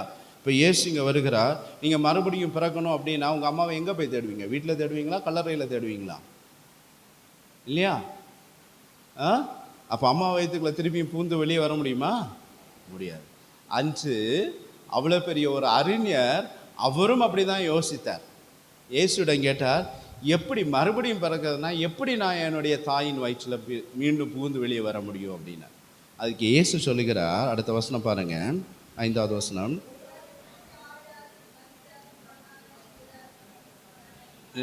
கூட்டமாக வாசிக்காதீங்க, ஒரு ஆள் தெளிவாக வாசிங்க. இயேசு அவரை பார்த்து, ஒருவர் தண்ணீராலும், நல்லா கவனிங்க, ஒருவர் தண்ணீராலும் தூய ஆவியாலும் பிறந்தால் அன்றி இறை ஆட்சிக்கு உரிமையானவராய் மாற முடியாது. கேள்வி கேட்கவா பதில் சொல்லவா? எதை விரும்புறீங்க? கேள்வி கேட்கவா பதில் சொல்லவா? அப்போ இந்த மறுபடியும் பிறப்பதற்கு இயேசு சொல்லுகிறார், இது அம்மா வயிற்றுக்குள்ள மீண்டும் புகுந்து வெளியே வர்ற விஷயம் கிடையாது. மாறாக ஒருவன் நீரினாலும் ஆவியினாலும் பிறப்பது அப்படின்னு. இப்போ உங்க மேல தண்ணி ஊற்றினா குழந்தை பிறந்துருமா? பரிசுத்தாவியை மேலே இறக்கணும்னா குழந்தை பிறந்துருமா? அப்போ மறுபடியும் பிறக்கிறது என்றால் என்ன? நீங்கள் நீரினாலும் ஆவியினாலும் பிறந்தால் அன்றி. அப்போ இந்த நீரினாலும் ஆவியினாலும் என்றால், அந்த நீரை விட்டுருவோம், அதுக்கு பின்னாடி வரலாம். இந்த ஆவியினால் என்பது அவர்கள் பேசிய பொழுது அவருடைய இருதயத்தில் என்ன நடந்தது? இருதயங்கள் குத்தப்பட்டது. அந்த இருதயம் என்பது எது? நம்முடைய ஆன்மா. புரிஞ்சுதா? இது புரிஞ்சுதா புரியலையா? உங்க எல்லாரும் ஒருத்தர் தொட்டு பார்த்துக்கிறங்க. உங்க கையை தொடுங்க. ஒருத்தர் அவங்கவுங்க கையை அவங்கவுங்க தொட்டுக்கிறங்க. பக்கத்து கையை தொட்டுறாதீங்க, உங்க கையை தொடுங்க. உங்க எல்லாருக்கும் கை இருக்கா? கண்ணை தொட்டு பாருங்க பார்க்கலாம். கண் இருக்கா? காதை தொட்டு பாருங்க, இருக்கா? அப்ப காதுக்குள்ள கேக்குதா? கண்ணு திறந்துருக்கா? அப்ப இது என்னது? நம்முடைய சரீரம் இல்லையா? நம்முடைய சரீரத்துல பல உறுப்புகள் இருக்குது, அதை நம்ம தொட்டு பார்த்துக்கிறோம். உங்க ஆன்மாவை தொட்டு பாருங்க. எல்லாரும் உங்க ஆன்மாவை தொட்டு பாருங்க. அது எங்க இருக்கு? யாருக்காவது தெரியுமா? மூளையில இருக்கா, இருதயத்துல இருக்கா? யாருக்கும் தெரியாது. ஆனா எங்கேயோ ஒரு இடத்துல நமக்குள்ள இருக்குது ஆன்மான் இல்லையா? அப்போ இரண்டு காரியங்கள் இங்கே தெளிவாகுது. ஒன்று, சரீரம் என்று ஒன்று இருக்குது. அப்போ ஆண்டவருடைய வார்த்தையை கேட்ட பொழுது நல்லா கவனிங்க, அவருடைய சரீரம் என்பது துக்கப்படலை. நல்லா கவனிங்க, அவருடைய கண்ணிலிருந்து கண்ணீர் வரவில்லை, காதிலிருந்து ரத்தம் வரல, மூக்கில் இருந்து ரத்தம் வரல, கை உடைந்து போகவில்லை, கால் உடைந்து போகவில்லை. சரீரத்தில் எந்த விதமான ஒரு துக்கமோ வேதனையோ வரலை. மாறாக எங்க வேதனைப்பட்டார்கள்? ஆன்மாவில், இருதயத்தில் வேதனைப்பட்டார்கள் இல்லையா? இப்போ உங்க எல்லாருக்கும் மகிழ்ச்சியா இருந்தா சிரிப்பீங்க, சிரிங்க பார்க்கலாம். துக்கமா இருந்தா அழுவீங்க, அழுங்க பார்க்கலாம். நீங்க எல்லாரும் இப்போ அழுதுட்டீங்கன்னா நீங்க எல்லாம் நடிகனா மாறிடலாம் இல்லையா? உடனே சிரிப்பது, உடனே அழுவது. இப்போ சிரிக்க முடியுது எளிதா, ஆனால் அழுவது எளிதான காரியம் அல்ல இல்லையா? நல்லா கவனிங்க. அப்போ பாருங்க, அப்போ இந்த சிரிப்பு என்பது உங்களுடைய சரீரத்தில் இருந்தாலும், திருப்பி இன்னொரு சிரித்து பாருங்க, உங்களுக்குள்ளாடி ஏதோ ஒரு உணர்வு, மகிழ்ச்சி என்கிற உணர்வு உங்களுக்குள்ள ஓடுதில்ல சிரிக்கும் பொழுது, அது ஆன்மாவில் நடக்குது இல்லையா? துக்கப்படும் போது, யாராவது வேதனைப்பட்டாங்க, ஒரு அடிப்பட்டது அப்படி என்றால் நம்முடைய இருதயம் வேதனைப்படுது. அப்போ நமக்குள்ள எங்கோ ஒரு இடத்துல நம்முடைய சரீரம் தாண்டியும் ஒரு இடம் இருக்குது. அந்த இடம் தான் என்னது? ஆன்மா. அப்போ திருப்பி நல்லா கவனிங்க, ஆண்டோடைய வார்த்தையை கேட்ட பொழுது அவருடைய இருதயங்கள் துக்கப்பட்டன. அப்படின்னா நமக்கும் துக்கம் வருவது போல ஆன்மாக்கள் முதல்ல என்ன பண்ணுது? துக்கப்படுது. அடுத்தால பாருங்க, திருமுழுக்கு என்பது கொடுக்கப்பட்டது. திருமுழுக்கு எங்க ஊத்துறாங்க? இருதயத்தில் ஊத்துறாங்களா, உடம்புல ஊத்துறாங்களா? சரீரத்தில் ஊத்துறாங்க. நல்லா கவனிங்க. அப்போ துக்கம் என்பது ஆன்மாவில் நடக்குது, திருமுழுக்கு என்பது சரீரத்தில் நடக்குது. இது புரிஞ்சுதா புரியலையா? இதை தாண்டி நம்ம எல்லோருக்குள்ளும் ஆண்டவர் ஆவி என்ற ஒரு பகுதியை வைத்திருக்கிறார். எபிரேய மொழியில நம்ம அதை பார்க்கிறோம். ஆண்டவர் ஒரு மனிதனை படிக்கும் பொழுது நாம பழைய ஏற்பாட்டில் பார்க்கிறோம், அவர் தன்னுடைய உயிர் மூச்சை அவருக்குள் ஊதினார் அப்படின்னு சொல்லி பார்க்கிறோம். நம்ம மூல நூல் எபிரேயத்தில் பார்க்கும் பொழுது இந்த உயிர் மூச்சு என்பது இரண்டாக பிரிக்கப்படுது. ஒன்று நெஃபேஷ் அப்படின்னு. அந்த நெஃபேஷ் என்பது நம்முடைய இருதயம் துக்கப்படுகிற ஆன்மா. இது மிருகங்களுக்கும் கொடுக்கப்பட்டது அந்த உயிர் மூச்சு. இது கூட இன்னொன்றும் சேர்த்து ஆண்டவர் கொடுக்கிறார், ரூவா அப்படின்னு சொல்லி.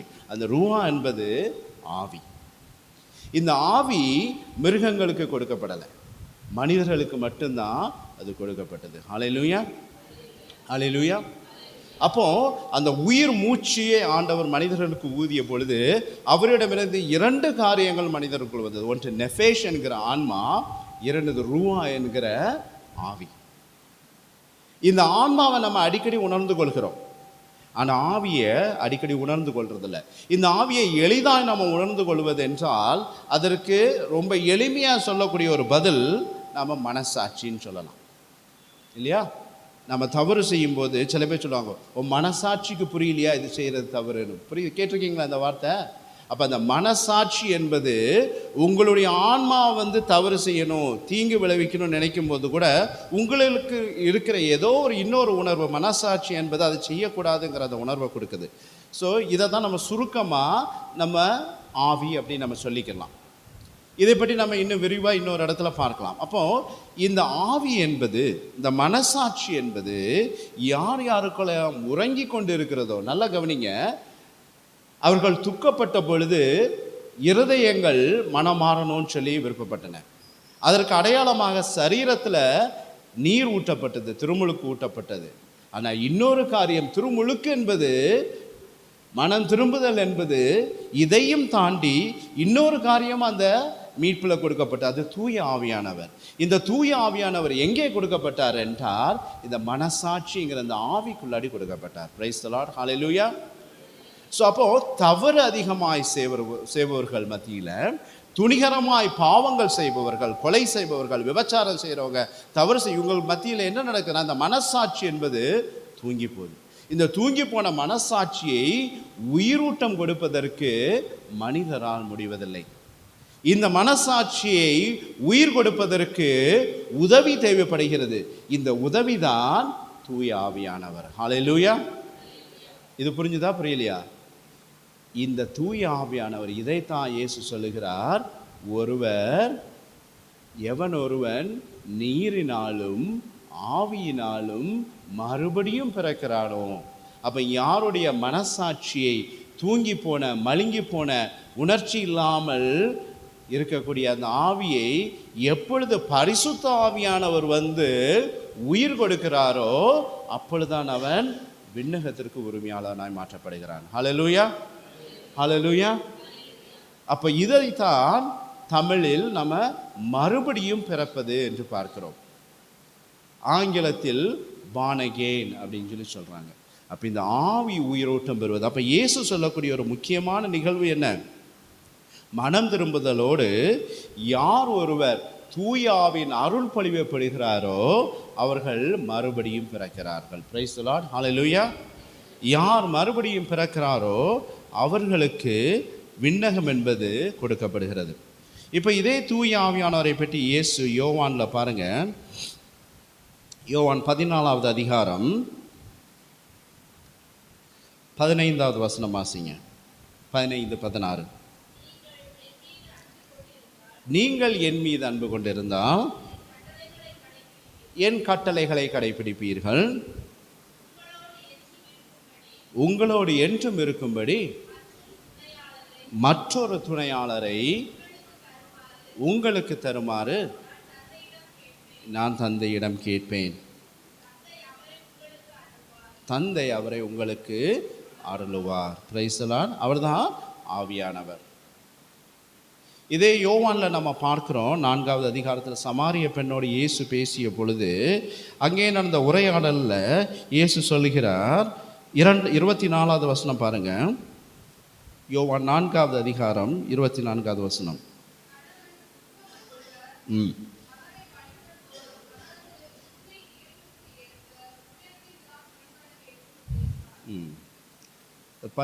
பழைய மொழிபெயர்ப்பில் பார்த்தீங்கன்னா, ஒருவன் ஆவியினாலும் உண்மையினாலும் தான் இயேசுவை தேட முடியும்னு பார்க்குறோம். ஆவி என்பது பரிசுத்த ஆவி, உண்மை என்பது ஆண்டோடைய வசனம் என்பது.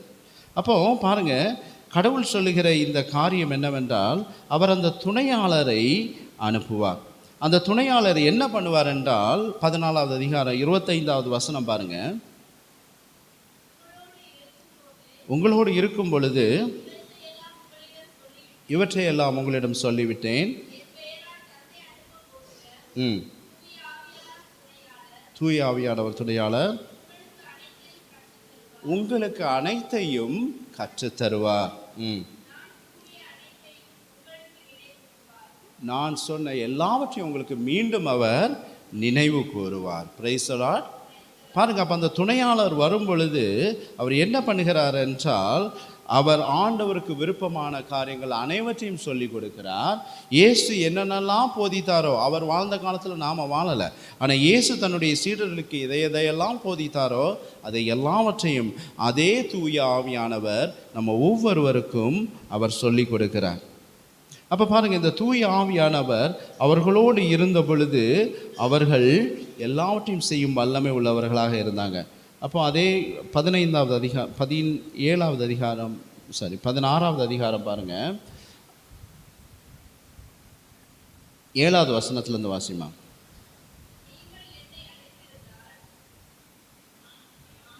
பதினாறு 7.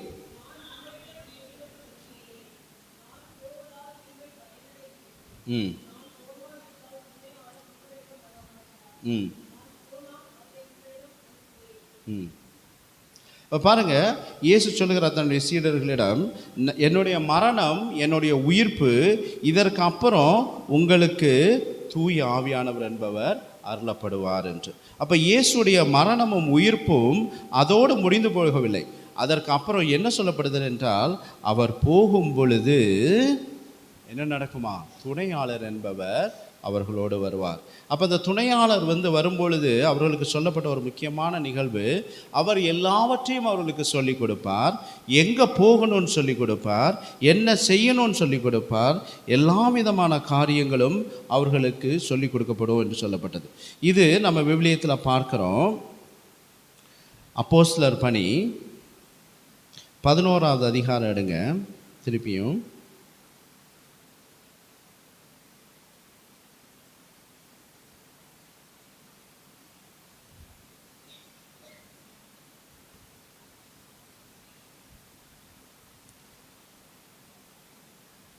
எடுத்தீங்களா? 11வது அதிகாரம் 11வது அதிகாரம் 12வது வசனம் வாசிங்க.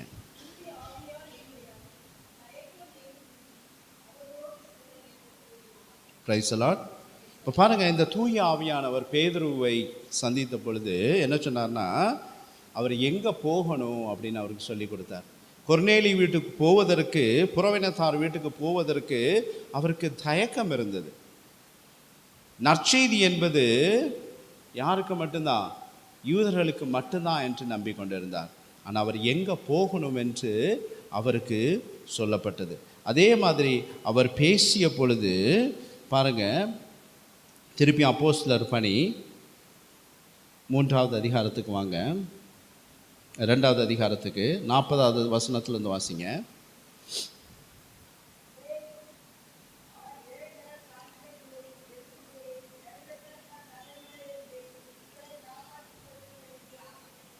ம் 41வது வசனம்.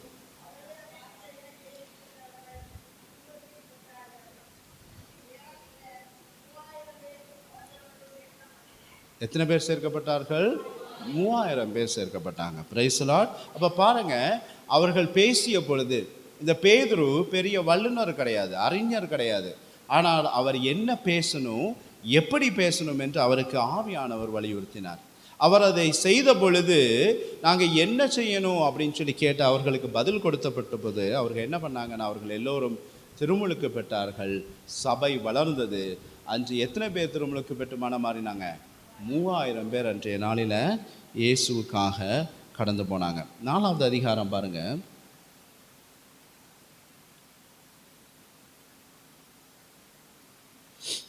18வது வசனத்தில் வாசிங்க.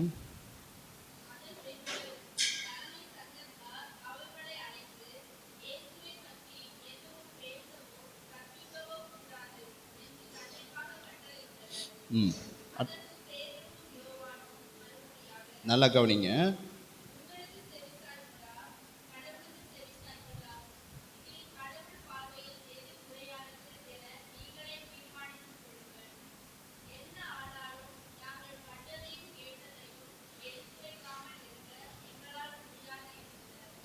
இதை தான் இயேசு சொன்னார். தூய ஆவியானவர் உங்கள் மீது வரும் பொழுது நீங்கள் என்ன பேசணும், எப்படி பேசணும், யார்கிட்ட பேசணும், என்னென்னலாம் பேசணும் என்பதை எல்லாவற்றையும் அவர் சொல்லி கொடுப்பார் என்று.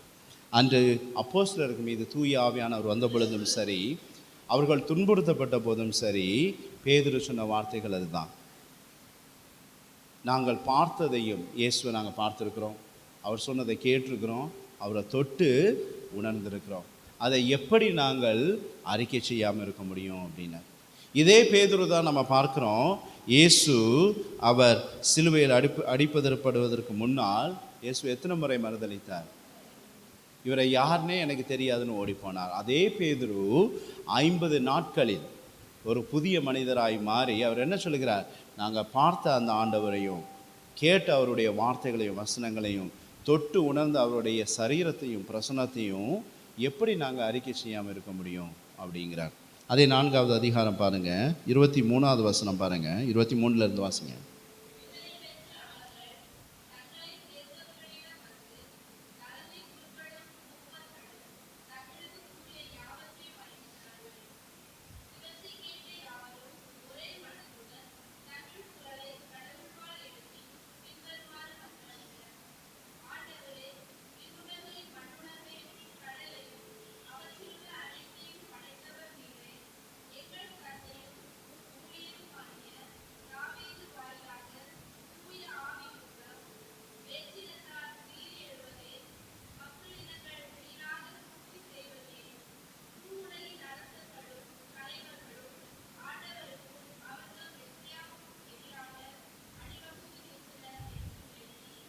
பாருங்க, அப்போ இவர்கள் இதை அறிக்கை செய்ததுக்கு அப்புறம் 29வது வசனம் பாருங்க, 29லிருந்து 31 வரைக்கும் வாசிங்க பாருங்க.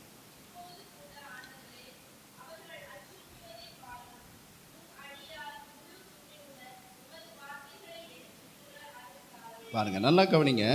இப்பொழுதும் அவர்கள் உங்கள் அடியார்களை அச்சுறுத்துவதை பாரும், எங்களுக்கு பயமூட்டுவதை நீ பாரும், எங்களுக்கு நீர் துணிச்சலை தாரும் அப்படின்னு சொல்லி ஜெபம் பண்ணுறாங்க. அவங்க ஜெபம் பண்ணும்போது பாருங்கள் என்ன நடக்குதுன்னா,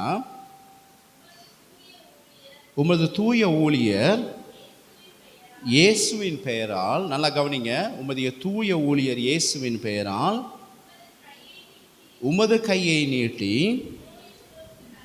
நோயுற்றோருக்கு நலமளியும் அடையாளங்களும் அரும் செயல்களும் நடைபெறச் செய்யும். இவ்வாறு அவர்கள் மன்றாடியவுடன் அவர்கள் கூடியிருந்த இடம் அதிர்ந்தது. வாசிங்க. அவர்கள் அனைவரும் தூய ஆவியினால் ஆட்கொள்ளப்பட்டவர்களாய் கடவுளின் வார்த்தையை துணிவுடன் எடுத்து கூறினர். எல்லோரும் எழுந்து நிற்போமா?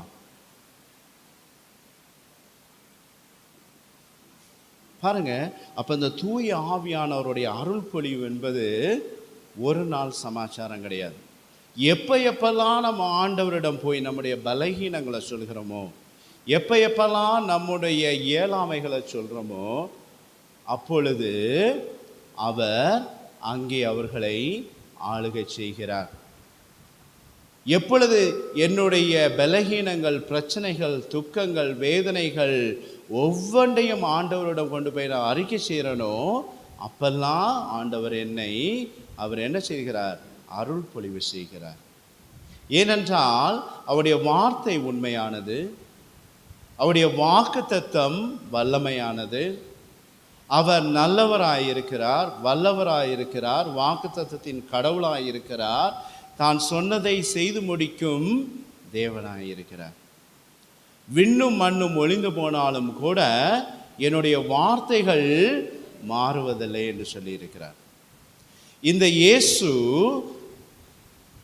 தொழுகை கூடத்தில் ஏற்றுச்சுரலை எடுத்து அவர் வாசித்த பொழுது எஸ்ஐ 61 நம்ம பார்க்கிறோம், ஆண்டவரின் ஆவி என் மேலே, அவர் என்னை அருட்பொழிவு செய்துள்ளார். அல்லேலூயா.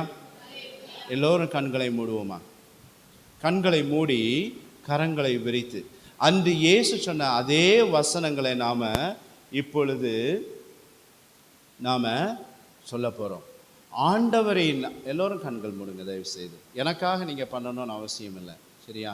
அன்று இயேசு அந்த எருசலேம் மகளிரை பார்த்து சொன்னார், நீங்கள் எனக்காக அழாதீங்க, உங்களுக்காகவும் உங்களுடைய பிள்ளைகளுக்காக அழுங்கன்னு சொல்கிறாங்க. இப்போ நானும் உங்களுக்கு அதான் சொல்கிறேன், நீங்கள் எனக்காக நீங்கள் கண்ணை மூட வேண்டாம், இயேசுவுக்காகவும் கண்ணை மூட வேண்டாம், உங்களுக்காகவும் உங்கள் சந்ததியதற்காகவும் நீங்கள் இந்த காரியத்தை செய்யுங்க. உங்களுக்கு நீங்கள் நன்மை செய்யணும் நீங்கள் விரும்பினீங்க என்றால் இந்த வேளையில் நீங்கள் இந்த காரியத்தை செய்யுங்க. அன்று இயேசு ஏட்டுச்சுருளை விரித்து அவர் படித்த பொழுது அவர் சொன்னார், ஆண்டவரின் ஆவி என் மேலே, ஏனெனில் அவர் என்னை அருட்பொழிவு செய்துள்ளார். ஆமென். எல்லோரும் சொல்லுவோமா? ஆண்டவரின் ஆவி என் மேலே, ஏனெனில் அவர் என்னை அருட்பொழிவு செய்துள்ளார். எளியோருக்கு நற்செய்தி சொல்லவும், சிறைப்பட்டோரை விடுவிக்கவும் ஆண்டவர் என்னை அனுப்பியுள்ளார். Praise the lord. ஹல்லேலூயா. ஆண்டவருடைய ஆவி நம் மீது அருள்பொழிவு செய்யப்படும் பொழுது நம்முடைய இருதயங்கள், உங்களுடைய இருதயங்கள் அந்த ஆண்டவரிடம் போவதற்கு அது விரும்புது.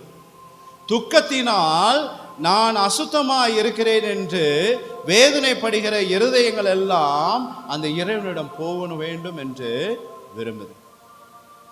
நம் ஒவ்வொருவருடைய இருதயமும் அந்த தேவன் இருக்கக்கூடிய அந்த வாஸ்தலத்திற்குள்ள, அந்த பிரசனத்திற்குள்ளாடி போகணும் என்று விரும்புது. உங்கள் ஒவ்வொருடைய இருதயத்தையும் ஆண்டவர் முன்னாடி கொண்டு வருகிற நேரம் இது. அந்த அப்போஸ்தலர்கள் எப்படி ஜெபித்தார்களோ, எங்களுக்கு அநேக பிரச்சனைகள் உண்டு, பலகீனங்கள் உண்டு, அதே மாதிரி உங்கள் ஒவ்வொருவருக்கும் அநேக தேவைகள் உண்டு சகோதர சகோதரிகளே. அதை எல்லாவற்றையும் ஆண்டவர் பால இந்த வேளையில் கொண்டு வருகிற நேரம் இது. என்னுடைய சரீரத்தை, உங்களுடைய சரீரத்தை, உங்களுடைய இருதயத்தில் இருக்கிற ஒவ்வொரு காரியத்தையும் ஆண்டவர் வாழ சொல்லக்கூடிய நேரம் இது. அவருடைய அருட்பொழிவான தூய ஆவியானவர் உங்கள் மீது வரும் பொழுது அவர் தம்முடைய ஆவியினால் உங்களை நிரப்பி உங்களை மறுபடியும் பிறக்க செய்து உங்களை விண்ணகத்திற்கு உரியவராய் மாற்றுகிற நேரம் இது. இந்த ஆவியானவர் வல்லமை உள்ளவர், பராக்கிரம் உள்ளவர், மனிதர் அறியாத பல காரியங்களை சொல்லிக் கொடுக்கிற நல்லவர், வல்லவர், ஆற்றல் மிக்கவர், வியத்தகு ஆலோசகர். இந்த பரிசுத்த ஆவியானவர் நம் ஒவ்வொருவர் மீதும் ஊற்றப்படுகிற நேரம் இது.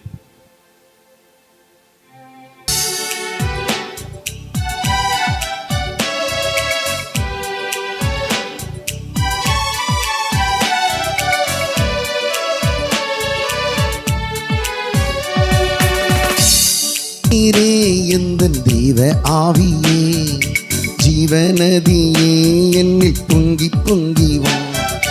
ஊற்று தண்ணீரே எந்தன் தெய்வ ஆவியே, ஜீவநதியே, என்னில் பொங்கி பொங்கி வா. ஆசீர்வதியும் என் நேச கர்த்தரே, ஆசீர்வதியும் என் நேச கர்த்தரே. ஆவியின் வரங்களினால் என்னை நிரப்பும், ஆவியின் வரங்களினால் என்னை நிரப்பும். ஊற்று தண்ணீரே எந்தன் தெய்வ ஆவியே, ஜீவநதியே, என்னில் பொங்கி பொங்கி வா. எல்லோரும் உற்சாகமாய்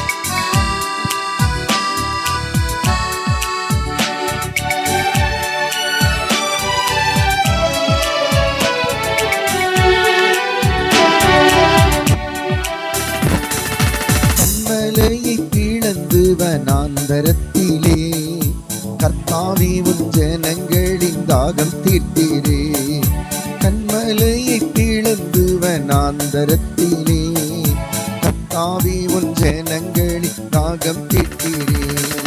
பள்ளத்தாக்கிலும் மலைகளிலும், பள்ளத்தாக்கிலும் மலைகளிலும் கண்ணிப்பாயும் தேசத்தை நீர் வாக்களித்தீரே, கண்ணிப்பாயும் தேசத்தை நீர் வாக்களித்தீரே. ஊற்று தண்ணீரே எந்தன் தெய்வ ஆவியே, ஜீவநதியே, என்னை பொங்கி பொங்கி வா. ஊற்று தண்ணீரே எந்தன் தெய்வ ஆவியே, ஜீவநதியே என்னில் பொங்கி பொங்கி வா.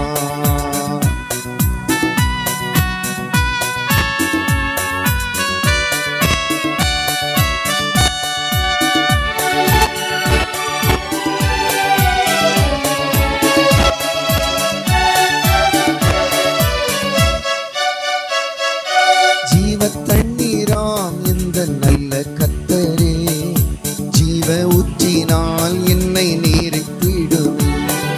ஜீவ தண்ணீராம் இந்த நல்ல கர்த்தரே, ஜீவ ஊற்றினால் என்னை நீரைத்திடுமே.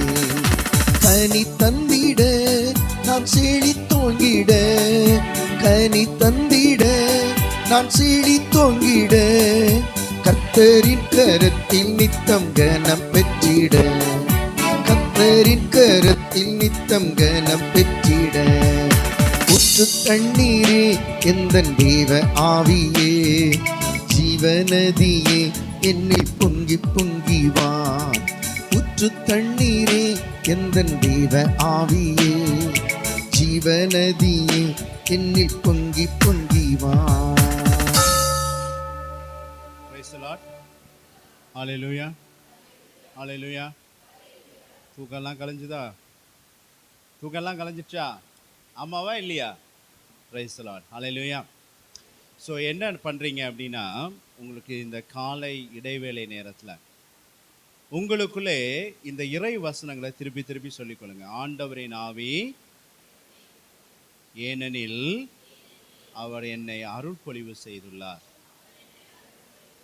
இந்த வசனத்தை உங்களுக்குள்ளே மீண்டும் மீண்டுமாய் இந்த இடைவேளை நேரத்தில் சொல்லிக்கொள்ளுங்க. அடுத்த நிகழ்வுல நம்ம சந்திப்போம். Praise the lord. ஹல்லேலூயா. அல்லேலூயா. இயேசுவே நன்றி.